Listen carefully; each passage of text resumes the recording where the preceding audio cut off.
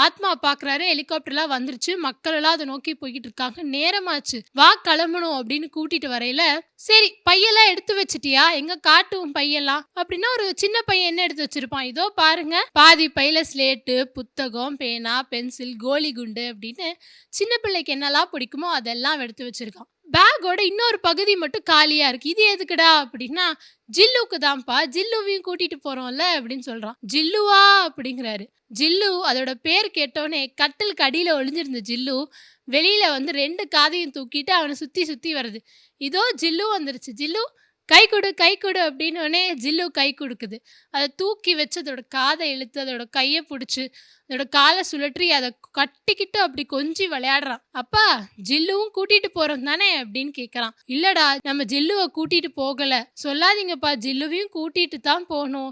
ஜில்லு இல்லன்னா நான் வரல" அப்படின்னு ஜில்லுவ கட்டி புடிச்சுட்டு அவன் அங்கேயே உட்காந்து அழ ஆரம்பிச்சிடுறான். சரி பரவாயில்ல இப்ப எப்படி எடுத்துட்டு போலாம்? ஒரு அட்டைப்பெட்டி இருக்கு. அதுக்குள்ள வச்சு அடைச்சிட்டு போய் எடுத்துட்டு போயிரலாம்.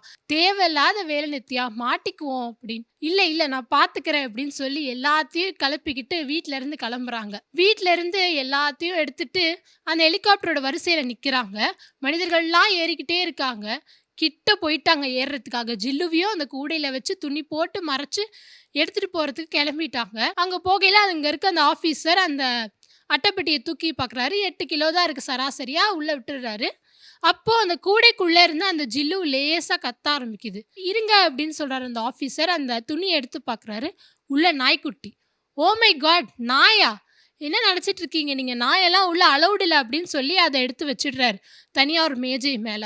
இவரு ஆத்மா எக்ஸ்ப்ளைன் பண்ண ட்ரை பண்றாரு. "இல்ல ஆஃபீசர் இது மாரி என் பையன் அது இல்லன்னா இருக்கவே மாட்டான். அதெல்லாம் கிடையவே கிடையாது. உங்களுக்கு எவ்ளோ அனௌன்ஸ் பண்ணியிருக்கோம் விடவே முடியாது" அப்படின்னு சொல்லி ஜில்லுவ விட்டுட்டு இவங்களெல்லாம் வண்டியில ஏத்திர்றாங்க. ஆத்மா அவங்களெல்லாம் திட்டிக்கிட்டே போறாரு. திட்டிட்டு உள்ள ஏறியாச்சு. பார்த்தா குமார காணோம். "குமார், குமார், குமார்ன்னு" கத்துறாங்க. எங்கேயுமே குமார் இல்ல.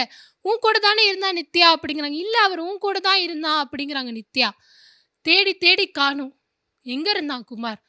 அந்த ஜில்லுவ தூக்கி வச்சு அந்த மேடைக்கு அடியில குமார் இருந்தான்.